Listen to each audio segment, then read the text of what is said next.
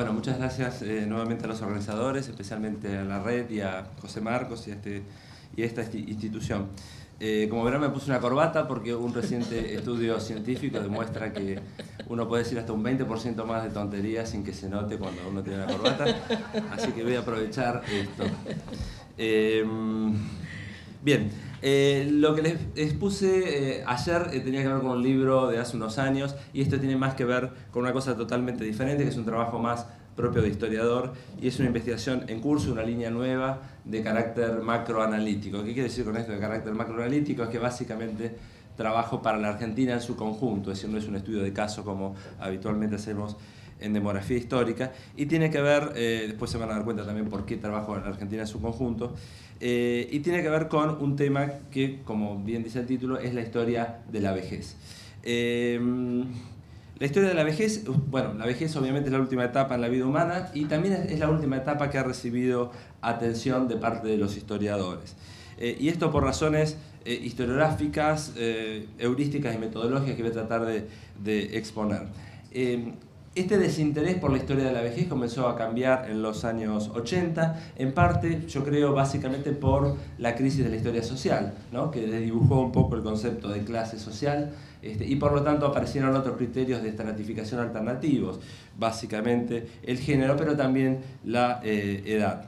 Y en segundo lugar, otro factor esencial, y está aquí Silvia para corroborarlo, del interés de la historia de la vejez, tiene que ver con la agenda política actual, ¿no? La agenda política actual en materia demográfica tiene como tema central el envejecimiento de las poblaciones, y por lo tanto es bastante normal que los temas que son centrales en un periodo dado se proyecten hacia atrás, y es lo que habitualmente hacemos los historiadores, que es ver la génesis de ciertos problemas que afectan al presente.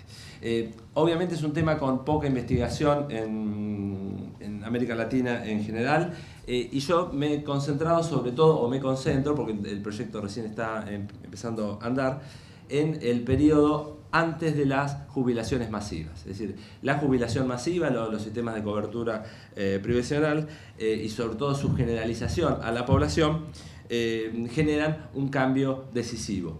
Para darles una idea, en Argentina esto coincide básicamente con la época del peronismo. Casi todo en Argentina coincide básicamente con la época del peronismo. Bueno, si hubiera algún argentino acá me diría, ese es un chiste gorila típico de antiperonista, pero bueno.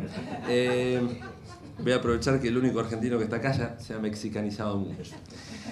Bueno, grosso modo tiene que ver, insisto, con la década del 40 y del 50, la generalización del estado de bienestar, con lo que llamamos el peronismo histórico, ya que después hubo varios peronismos más, que es la etapa en la que se generaliza la jubilación a gran escala. Esta es una cronología que coincide en general con otros países occidentales, que en casi todos los lados esto ocurre después de la Segunda Guerra Mundial, ¿no? Para mí, por ejemplo, para darles una idea, en 1954, año de la creación del Instituto Nacional de Previsión Social, la cobertura jubilatoria alcanza a casi la totalidad de la población económicamente activa.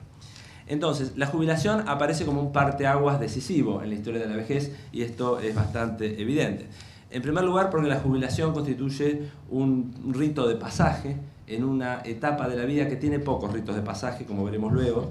En segundo lugar, porque la jubilación garantiza niveles mínimos de subsistencia y además redefine derechos y obligaciones de las personas y altera las representaciones y las prácticas hacia y desde las personas mayores. Obviamente esta generalización de la jubilación ocurre en un vacío y tiene que ver también con otros fenómenos concomitantes, concretamente con la evolución de la esperanza de vida. Para darles unos datos un poco generales, para 1869, primer censo nacional, la expectativa de vida al nacimiento era de 33 años, y para 1947, que es la época del cuarto censo nacional, ya ha superado ampliamente los 60, ¿no? Normalmente se considera este umbral de 60 años como un umbral que muestra que la transición de la mortalidad ha avanzado mucho. En esto, transición demográfica, no hay nada muy particular, salvo que la transición demográfica argentina fue bastante precoz, y como consecuencia de esto, más el alud migratorio, la Argentina empieza a experimentar un proceso de envejecimiento progresivo. Por ejemplo, si uno ve las pirámides de población de 1869 hasta 1895, hablamos de poblaciones jóvenes. 1914 es una población, 1947 es una población madura, y para 1970 la Argentina alcanza el 7% de población vieja, es decir, de 65 años y más, que según Naciones Unidas define el envejecimiento. Entonces, mi interés como historiador fue no meterme en el envejecimiento, que es lo que habitualmente trabajan los demógrafos, sino meterme justamente en la historia de la jubilación. Para acompañar el escepticismo generalizado que planteó un poco Silvia ayer, no nos pusimos de acuerdo, pero bueno, evidentemente hay algo en el ambiente. Voy a plantear primero una primera etapa. Esto es como las tragedias griegas, al revés de las tragedias griegas, una primera etapa escéptica, pero luego un final un poco más feliz. Tragedias eran al revés. Esta primera parte, que podríamos llamar un poco más historiográfica o metodológica, tiene que ver con lo siguiente. Si bien la historia de la vejez es un verdadero tema central por su importancia política y moral, y además tiene una evidente conexión con otros campos disciplinares, es muy difícil hacer una historia de la vejez. Esta idea de dificultad hacer una historia de la vejez no es mía, es de un famoso texto de Simone de Beauvoir, a quien todo el mundo conoce, no tengo que presentar, que en 1970 escribió un voluminoso libro que se llama La vejez, voluminoso libro que hoy nadie aceptaría en ninguna editorial, digo por el tamaño, y Simone de Beauvoir termina diciendo, bueno, la historia de la vejez es imposible de hacer. Es bastante inquietante hacer un libro de 700 páginas que concluya diciendo que la historia de ese tema es imposible. Pero bueno, entonces, ¿cuáles serían un poco las razones, y estas creo que nos sirven a todos los historiadores de la población, por las cuales la historia de la vejez es difícil? En primer lugar, y yo creo que es una de las más importantes, es la escasez de fuentes específicas. Cuando uno analiza el pasado, hay muy pocas fuentes específicas sobre este grupo de edad. Esto ocurre, por supuesto, en el plano cuantitativo, pero también ocurre sobre todo en el plano cualitativo. Es decir, uno podría decir, hay una suerte de invisibilidad de los ancianos en general. Yo he hecho rastreos enormes para ver si esta cosa era así, y efectivamente es así. Normalmente los viajeros, los tratadistas, los higienistas sociales, todos los que durante el siglo XIX analizan el tema, se mueven con una tríada muy inquietante que es niños, mujeres y adultos. Niños, que es una categoría de edad, mujeres, que es una categoría de género, y adultos, pero en ningún momento se habla de los viejos. Es decir, las pocas fuentes que tienen que ver con los viejos normalmente remiten a las clases privilegiadas, lo cual obviamente tiene un sesgo muy importante.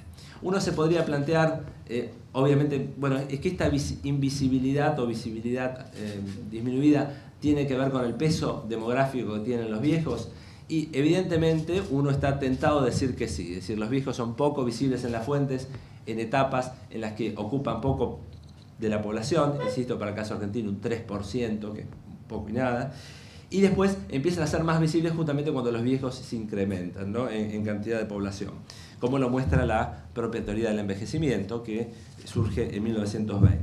Sin embargo, uno tiene que matizar siempre cualquier asociación mecánica entre importancia de un colectivo y su visibilidad, o más concretamente, hay que escapar al determinismo demográfico. Concretamente, el tipo de organización de una sociedad influye mucho en la percepción o no de los viejos.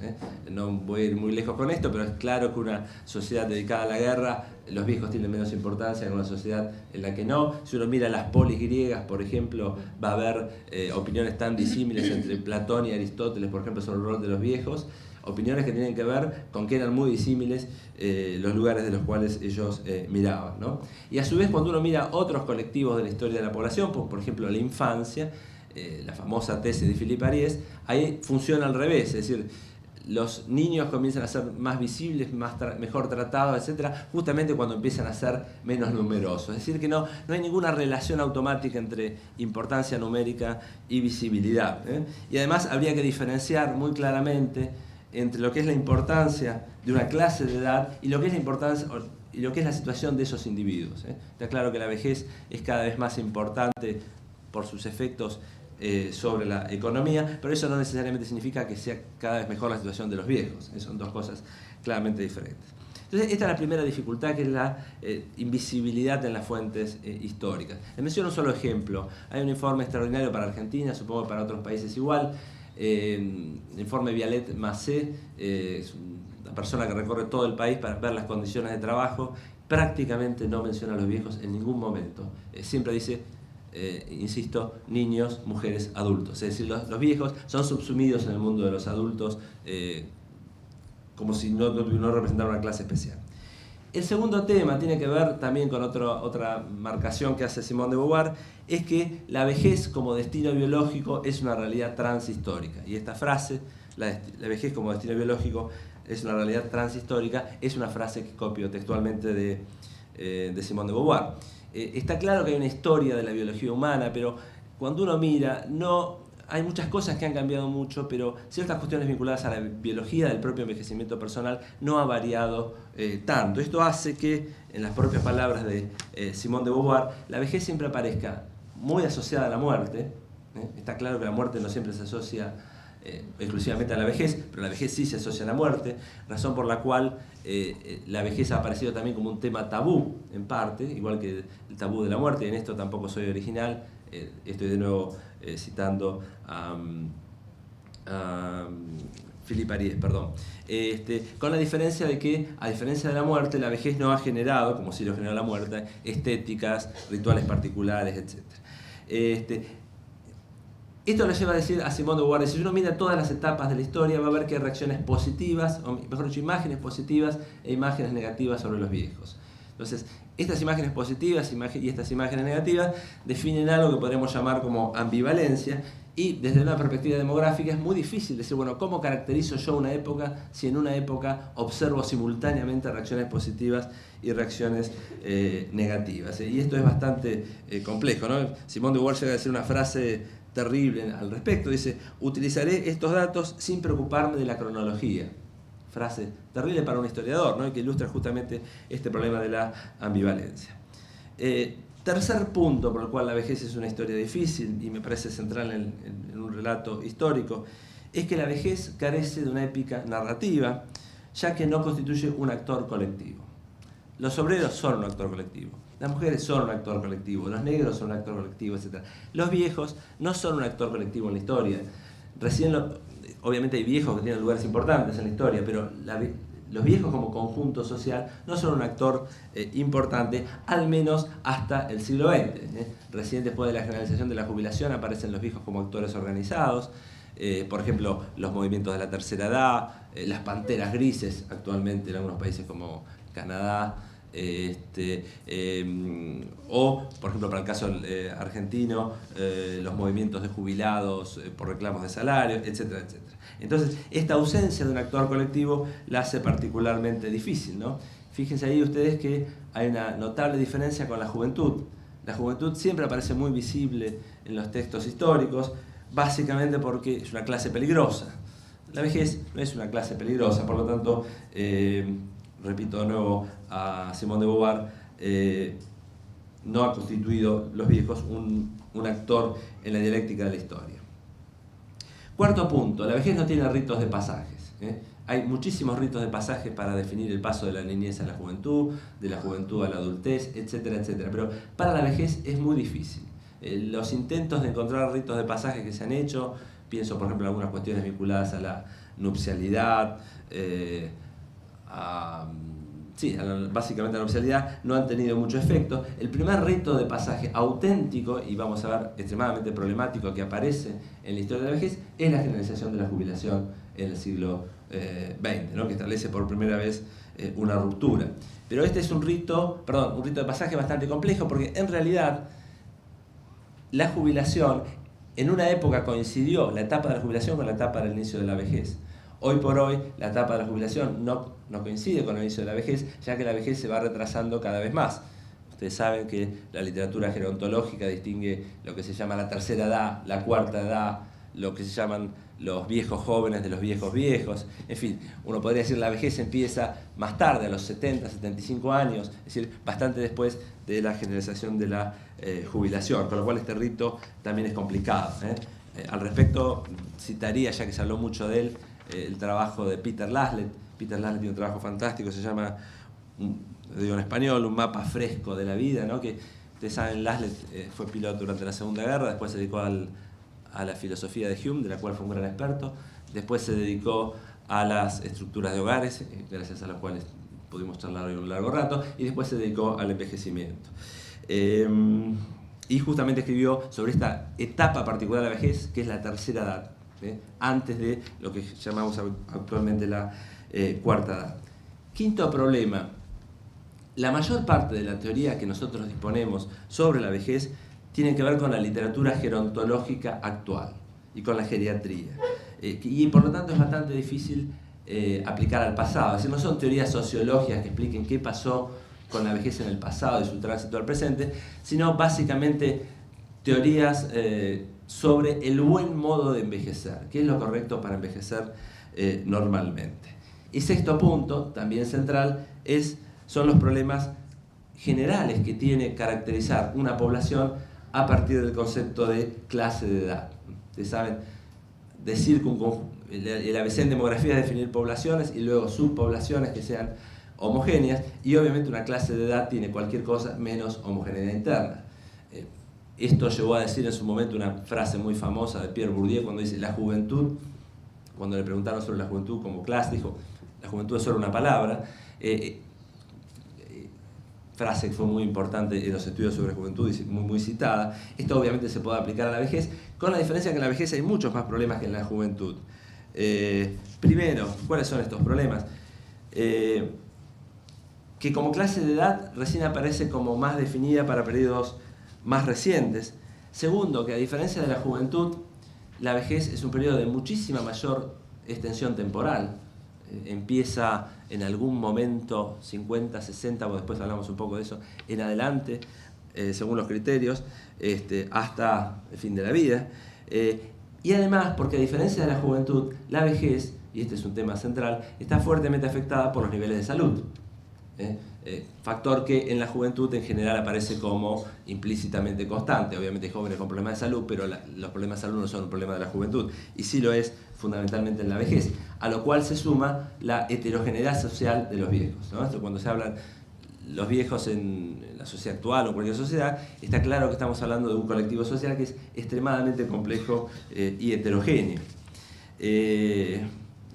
O dicho de otra manera, y aquí lo digo en los términos de David Reger, es muy difícil aislar a los ancianos como una clase distinta del resto de la sociedad. Bien, a pesar de estas dificultades, y ahora entro en la fase optimista, suponiendo que la haya, pasando el pesimismo de por qué es difícil estudiarla, a partir de la década 80, de los años 80 se empezó a estudiar bastante la vejez, sobre todo en el ámbito anglosajón y francés, con algunas características que me parece importante destacar.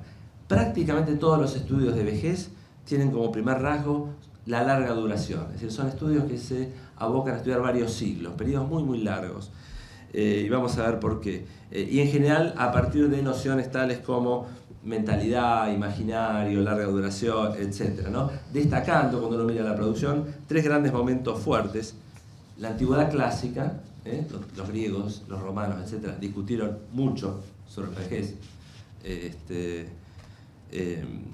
Si uno mira el éxito de marketing actualmente de Pilar Sordo, no sé si se conoce, una difusora de temas, que tiene un libro sobre cómo envejecer, es en parte una copia de algunas cosas de Séneca, que ya los griegos y los romanos habían discutido. Un segundo momento muy importante, que es el Renacimiento, donde la vejez también fue muy discutida, y un tercer momento, que es el siglo XVIII.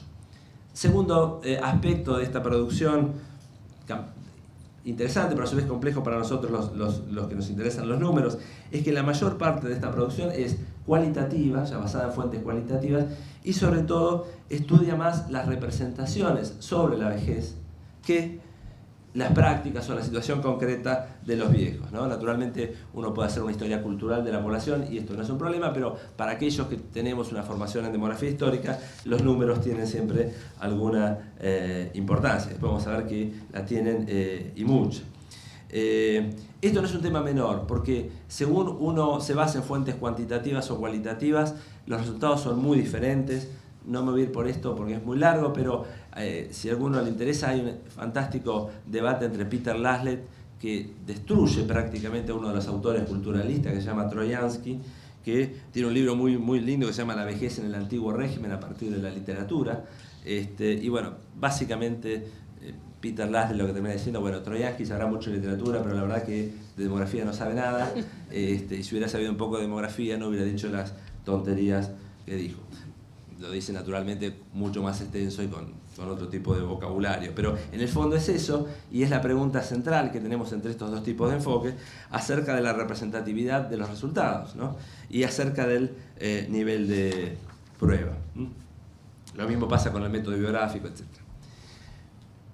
Yo ayer hablaba de la importancia de tener una pregunta, ¿no? ¿Y cuál es la pregunta de base que ha orientado a casi todos los que han estudiado la historia de la vejez? Esto se puede observar a partir de las dos grandes corrientes interpretativas sobre la historia de la vejez, que básicamente intentan responder una pregunta muy pero muy sencilla. ¿La situación de los viejos mejoró o empeoró con el mundo moderno? Concretamente, la aparición de la industrialización, el mundo moderno tal como lo conocemos hoy, ¿mejora o empeora la situación de los viejos? Aquí hay dos grandes corrientes, una que podemos llamar un poco la leyenda negra, es decir, esto lo digo yo, un autor norteamericano muy importante se llama Cowgill, que basándose en la teoría de la modernización, él dice, bueno, los viejos tenían una situación fantástica en el pasado, la pierden con el mundo moderno, entonces hay una visión de una edad de oro a una etapa más moderna que es más negativa, ¿no? Él dice, hay una pérdida de estatus. ¿Por qué hay una pérdida de estatus? Porque todos los fenómenos básicos del mundo moderno afectan a los viejos. Los grandes avances sobre la mortalidad les hacen perder estatus porque empieza la competencia de los jóvenes, la industrialización genera obsolescencia laboral, primero física y después intelectual, de los viejos frente a los nuevos trabajos, lo mismo la urbanización, los cambios educativos también generan obsolescencia, etcétera, etcétera. Es decir, el adulto mayor frente al mundo moderno aparece como alguien que incorpora una cultura laboral, profesional, etcétera, que rápidamente entra en colisión con la de los jóvenes y por lo tanto termina perdiendo. Entonces hay una pérdida de estatus. En el lado opuesto, básicamente autores ingleses y franceses dicen no, es todo lo contrario, en realidad los viejos estaban muy mal y mejoran en el largo plazo, y el punto de giro, si se los doy a adivinar, lo van a adivinar, el punto de giro para los autores franceses radica en el siglo XVIII. Siglo XVIII que ha tenido tantas revoluciones, una revolución más no le viene mal a nadie, la revolución industrial, la revolución francesa, la revolución romántica, bueno, también un punto de giro en la historia de la vejez. ¿Por qué dice estos autores más culturalistas? Dice, porque hay un cambio básico, es la secularización. La vejez, que antes era la preparación para la muerte, el retiro para la muerte, es decir, una etapa ya de casi no vida, pasa a ser trastocada esta imagen a partir de la moderna concepción del retiro como descanso, ¿no? Lo cual implica una vuelta a la visión del mundo antiguo, concretamente Cicerón, más otra serie de hechos que hacen que la autoridad del viejo cobre peso, ¿no? Sobre todo vinculado al rol del padre en la creciente burguesía del siglo XVIII y XIX, ¿no? Pienso en autores como Stearns, Guton, Tan, etc. Y algunos de estos análisis son bastante convincentes, al menos para el caso francés. Si uno mira el trabajo de Guton, por ejemplo, una de las cosas básicas a las que apostó la Revolución Francesa fue la que se conocía como la fiesta del anciano, ¿no? A mí me sorprendió bastante descubrir estas cosas, porque uno habría supuesto que eran otros los grupos de edades vistos. Obviamente, si uno le pregunta a cualquiera que no es especialista sobre estas dos visiones, es decir, la visión de decadencia o la visión de positiva, dirá lo obvio. Bueno, depende de la dimensión considerada, los viejos ganaron o perdieron. Está claro que muchas cosas ganaron, es obvio. Y está claro que muchas cosas perdieron, también es obvio. El punto capital de un historiador es ver precisamente estas dos teorías cómo funcionan. Por eso yo les propongo una pequeña agenda de investigación que tiene que ver con los temas que yo trabajo actualmente. Y para esta agenda de investigación primero distinguiría tres cosas, porque hay tres temas que se vinculan mucho entre sí. Uno, la vejez, en tanto etapa vital o clase de edad, y las representaciones que eso tiene. Dos, la situación real de los ancianos. Y tres, el envejecimiento demográfico, que es el tema central de la agenda hoy, pero no es algo que yo estudio, que vamos a ver que se vinculan bastante ambos fenómenos. ¿Qué se puede estudiar del estudio de la vejez a partir de la fuente que tenemos en América Latina? En primer lugar, la vejez es un fenómeno medible. A veces bien, a veces mal, pero es bastante medible a través de los censos. El tema de la vejez apareció bastante en los padrones que hemos visto a lo largo de estos 2 días. ¿Cuándo se es viejo? ¿A partir de cuándo una persona es calificada como viejo por sí mismo o por la sociedad? Etcétera, etcétera. Esto es un debate muy clásico, pero que sigue siendo importante, que es el debate acerca de cuándo empieza la vejez o cuándo es el umbral de la vejez. Y en segundo lugar, la vejez es un tema que también puede ser espacializable a partir de geografías, ya que depende de la mortalidad, de la fecundidad, pero también de las migraciones. Y cuando uno observa situaciones regionales, va a observar algo básico, y es que las variaciones de la vejez son importantes a lo largo de la historia. Hay momentos en que uno puede encontrar 10% de viejos en determinadas regiones. El ejemplo más famoso es el del trabajo de Minois, que él encuentra proporciones enormes de viejos después de la peste negra, precisamente porque la peste negra ataca sobre todo a todos los jóvenes y hay un periodo de mucha importancia de los viejos. En segundo lugar, un tema que es central y que tiene que ver con lo que dije en la clase, perdón, soy un profesor de grado como todos ustedes, perdón. La diferencia que en el grado, la diferencia es que acá no tengo que pedirle a la gente que se calle como en el grado. Bueno, a diferencia de lo que vimos ayer, que son las representaciones estadísticas, es decir, mucho de lo que sabemos de los viejos es a partir de los censos, por lo tanto ver qué pensaban los censistas sobre la vejez es importante. Ahí hay toda una historia de lo que podemos llamar la metrología de la edad, es decir, está claro que hasta el siglo XVIII en líneas generales la edad no era una variable central, puede aparecer, pero no es una variable central. El criterio de edad cronológica como variable central es mucho más moderno, del mismo modo que es moderno que estemos cronometrados con un reloj segundo a segundo, en el pasado esto no existía.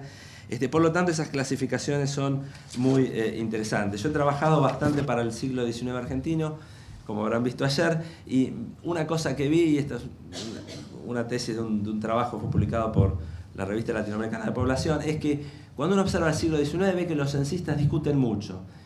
Se lo simplifico un poco, pero dicen, bueno, la vejez empieza a los 60 años, ¿no? Esa es la tradición francesa, que son probablemente los 60 años de todos los umbrales de edad existentes en las fuentes antiguas, quizás sea la que más consenso tiene. Esto aparece en Cicerón, aparece en Gregory King, aparece en Vauban, etcétera, etcétera. Esta primera gran tradición. Una segunda tradición alemana dice, no, la vejez empieza en los 70. La tradición colonial española, muy vinculada a la cuestión militar, la vejez empieza a los 50, porque es justamente la edad en la cual, a partir de la cual uno deja de luchar, de ser útil para el ejército. Y muy interesante es que, a pesar de todas estas discusiones, finalmente, y desde épocas muy tempranas, los censistas adhirieron a la idea de que hay que fijar un umbral, y ese es el de 60 a 65 años, y esto después va a ser ratificado, solidificado por Naciones Unidas a partir de las posguerras, concretamente a partir del año 46, y sobre todo la gran difusión de la teoría del envejecimiento. Sobre esto después podemos hablar un poco, porque ahí hay una enorme discusión sobre la cual hay diversas posiciones, que es, la podemos llamar de esta manera, ¿no? La enorme inconveniencia de definir un umbral fijo para la vejez. Es decir, está claro que si uno define un umbral fijo para la vejez, cada vez hay más viejos, cada vez hay más problemas derivados de la vejez, las pensiones, las jubilaciones, la salud, etcétera, etcétera. Toda esta cantilena neomalthusiana con la que muchas veces nos insisten. Ahora, hay toda una corriente que dice, no hace falta, no hay que definir un umbral fijo para la vejez, sino hay que definir umbrales móviles. Lo explico sencillamente.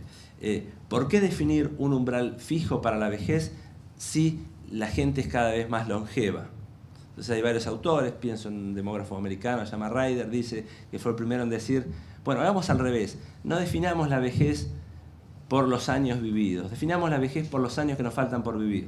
Dice, imaginemos la expectativa de vida e imaginemos que a eso uno les quita 15 años. Como la expectativa de vida se va corriendo, el umbral de medición de la vejez también se va corriendo, y sobre esto hay muchos avances sobre los cuales después podríamos eventualmente volver. Tercer aspecto fundamental para estudiar, la mortalidad. La vejez está íntimamente asociada a la mortalidad y aquí hay que tener en cuenta algo muy muy claro.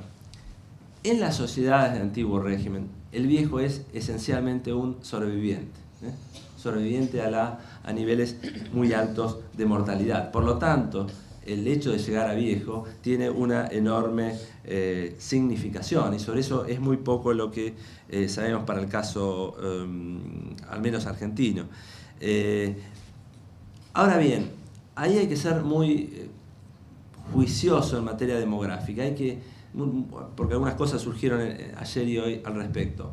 Hay que diferenciar fuertemente entre expectativa de vida y longevidad. Que la expectativa de vida en el siglo XIX fuera de 30 años quiere decir que una enorme proporción de gente, la expectativa de vida al nacimiento fuera de 30 años quiere decir que una enorme proporción de gente moría entre 0 y 1 año, entre 1 y 5, etc. Ahora bien, los que pasaban esas edades muy complejas tenían expectativas de vida considerablemente más largas. Es decir, que hay que diferenciar bien la expectativa de vida de la longevidad. Por eso, Peter Laslett, de nuevo, él sugiere estudiar la vejez a partir de otros umbrales. Él dice, bueno, parémonos en el umbral de la expectativa de vida a los 25 años. Yo estoy haciendo ejercicios con tablas de mortalidad de pararme a los 15 años, no los míos naturalmente, que están lejos, pararme a los 15 años en una tabla de vida y ver a qué edad desaparece la mitad de una generación, considerando que ese es un indicador importante de la vejez. Tengo muchas memorias de viejos, y una de las cosas fascinantes de ver las memorias de viejos del siglo XIX es la extraordinaria conciencia que tienen de cómo van desapareciendo sus congéneres. Una persona de 60 años ya ha visto desaparecer a la mitad de su generación o más. Esto es impensable hoy. La persona de 60 años tiene a la enorme mayoría de sus coequiper de los 15 vivos, ¿no? Entonces ahí hay un significado sobre la vejez que es fundamental. Y por último, otro tema fundamental son los niveles de actividad laboral de los ancianos. Y la pregunta sería, ¿de qué vive una persona cuando no hay jubilación? Y toda la evidencia muestra que los viejos siguen trabajando hasta que la salud lo permite. Eso es clarísimo. Siguen trabajando a los 60, a los 65, a los 70, etc. Mientras la salud lo permite, los viejos del antiguo régimen trabajan. Esto es mucho más claro en el medio rural que en el medio urbano, etc. Pero se ve muy claramente, después les voy a mostrar un gráfico muy brevemente. Y qué fascinante es ver que si uno mira las tasas de actividad de los viejos, estas tasas de actividad empiezan a bajar bastante antes de la generalización de la jubilación. Dicho más claramente, antes de que se generalizara la jubilación, ya ha habido avances sustantivos en la calidad de vida de la población que permitieron que los viejos dejen de trabajar antes. Esto es bien interesante porque yo hubiera pensado que era exactamente al revés, es la edad de la jubilación la que hace que, mejor dicho, es la generalización de la jubilación la que hace que la gente deje de trabajar. No, este proceso en las edades de 60 y más comienza bastante antes de la jubilación. ¿Por qué? Obviamente porque hay ahorro, obviamente porque las familias pueden bancar a los viejos. ¿Y por qué hay ahorro? Porque ya empezó la transición demográfica y hay menos niños y por lo tanto las familias tienen otros recursos, etcétera, etcétera. Y otro elemento fundamental y vinculado con lo anterior es ver cómo la vejez, insisto, la vejez está íntimamente asociada a los niveles de morbilidad y mortalidad. Si miran las publicidades del mundo de hoy, van a ver la enorme cantidad de publicidades destinadas a los viejos, porque los viejos se han convertido en un objeto de mercado, pero van a ver invariablemente que esos viejos son todos viejos de clase media alta. Si uno mira las informaciones cualitativas cuando las hay, está claro que el trabajo es un factor de vejez. La minería, por decir algo, genera vejeces prematuras, claramente. A los 40 años un minero es un viejo, físicamente, biológicamente, etc. Entonces ahí hay que jugar también con la interacción entre clase social, trabajo y mortalidad. Entonces a mí me parece que hay un tema importante. Dos temas más para que con esto termino. Es fascinante también todo lo que hay en materia cualitativa, los que les gusta hacer población y no les gusta hacer números, desde el ámbito de la pintura, el material gráfico, la prensa, las representaciones literarias. Ahora que Dylan ganó el Nobel, parece como más serio todo lo que estoy diciendo. Las canciones, el refranero popular. Para el caso argentino, por ejemplo, la referencia a la vejez en el tango es notoria. Es curioso porque todos los trabajos sobre tango hablan de otra cosa, hablan sobre el rol de la mujer, el maleo, etcétera. Aparece muy poco en la vejez, sin embargo casi no hay canciones que no hablan de los viejos. Y ahí hay mucho para estudiar en temas de representaciones. Teniendo en cuenta esto, de que las representaciones sobre los viejos están muy asociadas a las representaciones sobre los jóvenes. Son como espejos. Normalmente los periodos muy juventocráticos, muy juventofílicos, suelen ser periodos bastante críticos de la vejez. Pienso en los años 70, pienso en la revolución de Estados Unidos, y esto no lo pienso porque se me ocurrió ahora, sino porque hay trabajos que lo analizan, etc. Y sobre todo teniendo en cuenta que de todas las clases de edades, la vejez probablemente es el ámbito más estereotipado existente, ¿no? Hay pocos grupos de población que hayan recibido más estereotipos que los viejos. Y último tema, eso es bueno decir último, pero nunca es el último, pero bueno. Otro aspecto fundamental donde podemos estudiar la vejez es el mundo de los saberes. El mundo jurídico, es decir, el derecho es muy importante en la redefinición de obligaciones y derechos, para la redundancia, sobre la vejez, para el caso argentino, y esta vez en clave francamente de alabanza. Por ejemplo, la Constitución Nacional de 1949 instaura por primera vez en una constitución a nivel mundial los derechos del anciano. Bueno, ese es un ámbito para estudiar. Otro ámbito de saber fundamental sobre la vejez es la demografía. Toda la teoría del envejecimiento tiene mucho que ver con imágenes sobre la vejez, y en esto les recomendaría un texto fantástico de Patrice Bourdelais, que es un francés que hizo probablemente uno de los más críticos de la teoría del envejecimiento. Y otro ámbito fundamental donde podemos estudiar la vejez es a partir de la emergencia de saberes específicos sobre los viejos, la geriatría, la gerontología, etcétera, que más o menos surgen hacia la mitad del siglo XX. Y último tema, y esta vez sí es el último tema, la familia. Hay como dos grandes modelos. Hay un modelo, partiendo de la experiencia actual, ¿no? Un modelo mediterráneo en Europa, donde los viejos son cobijados por la familia, viven en la familia, en el hogar, etc. Y hay un modelo más septentrional, o incluso al revés, a veces son los viejos los que bancan a los jóvenes, sobre todo en épocas de crisis, ¿no? Y un modelo más septentrional, donde los viejos están un poco más aislados. Pero para todos aquellos que tienen la posibilidad, en Argentina, como les dije ayer, esto es bastante difícil, pero todos aquellos que tienen la posibilidad de estudiar padrones, censos, etcétera, donde vean estructuras de hogar, vale la pena preguntarse por el rol de los viejos, cómo están, si están solos. En la literatura argentina tengo una imagen del viejo aislado, solo, muy generada por la literatura gauchesca. Los pocos padrones que uno mira, esto no es así, el viejo solo casi no existe. Y ahí es muy interesante ver la situación del viejo en la dinámica de generaciones, que son también dinámicas de poder, dinámicas de colaboración, dinámicas de herencia, dinámicas en algunos casos de violencia. Hoy Miguel Ángel hablaba del infanticidio. Bueno, el infanticidio es muy conocido, pero también existe el gerontocidio, que existe en algunas poblaciones con mucha menor importancia, etc.